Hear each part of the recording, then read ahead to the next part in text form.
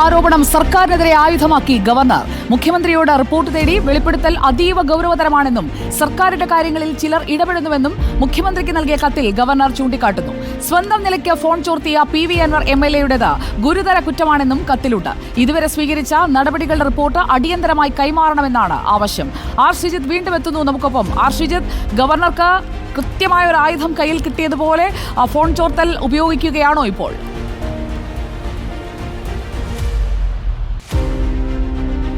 Sujaya, PV. Anwar ഉയർത്തിയ ആക്ഷേപങ്ങളിൽ ഏറ്റവും പോലീസിനെതിരെ പ്രധാനപ്പെട്ടത് രാഷ്ട്രീയ ആരോപണങ്ങൾ മാറ്റി നിർത്തിയാൽ ഫോൺ ചോർത്തലാണ്.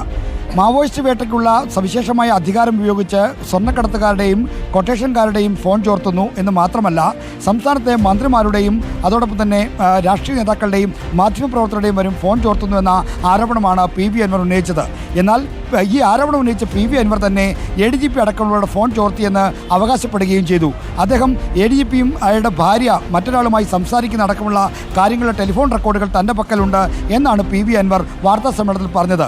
അപ്പോൾ സംസ്ഥാനത്ത് നിലനിൽക്കുന്നത് ഒരു ഗുരുതരമായ സ്ഥിതിവിശേഷമാണ്. കാരണം ഫോൺ ചോർത്തൽ പോലുള്ള കാര്യങ്ങൾക്ക് പോലീസിന് മാത്രമേ ആവശ്യം രാജ്യസുരക്ഷയെ ബാധിക്കുന്ന അടക്കമുള്ള പ്രശ്നങ്ങൾക്ക് മാത്രമേ അതിനുള്ള അവകാശമുള്ളൂ പോലീസിന്. അപ്പോൾ അങ്ങനെ ഒരു നിയമവും ചട്ടവും നിലനിൽക്കെ എങ്ങനെയാണ് സ്വകാര്യ വ്യക്തികൾക്കും പോലീസിലെ ഉന്നതർക്കും വഴിവിട്ട് നിയമവിരുദ്ധമായി ഫോൺ ചോർത്താൻ കഴിയുക എന്ന ഗൗരവതരമായ ചോദ്യമാണ് ഗവർണർ ചൂണ്ടിക്കാണിക്കുന്നത്.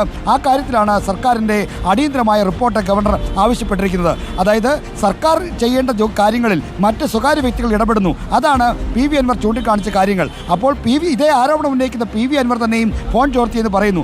അപ്പോൾ വ്യാപകമായി സംസ്ഥാനത്ത് ഫോൺ ചോർത്തൽ നടക്കുന്നു. ഈ ഗുരുതരമായ കുറ്റകൃത്യങ്ങളുടെ അടിസ്ഥാനത്തിൽ എങ്ങനെയാണ് ഈ സ്വീകരിച്ച നടപടികൾ എന്തൊക്കെയാണ്? ആ നടപടികളുടെ കാര്യം തന്നെ റിപ്പോർട്ടായി അറിയിക്കാനാണ് ഗവർണർ ആരിഫ് മുഹമ്മദ് ഖാൻ മുഖ്യമന്ത്രിയോട് ആവശ്യപ്പെട്ടിരിക്കുന്നത്. വളരെ പ്രധാനപ്പെട്ട വാർത്തയാണ് ശ്രീജിത്ത് പങ്കുവച്ചത്. ഫോൺ ചോർത്തൽ ആരോപണം സർക്കാരിനെതിരെ ആയുധമാക്കുന്നു ഗവർണർ. മുഖ്യമന്ത്രിയോട് റിപ്പോർട്ട് തേടിയിരിക്കുകയാണ്.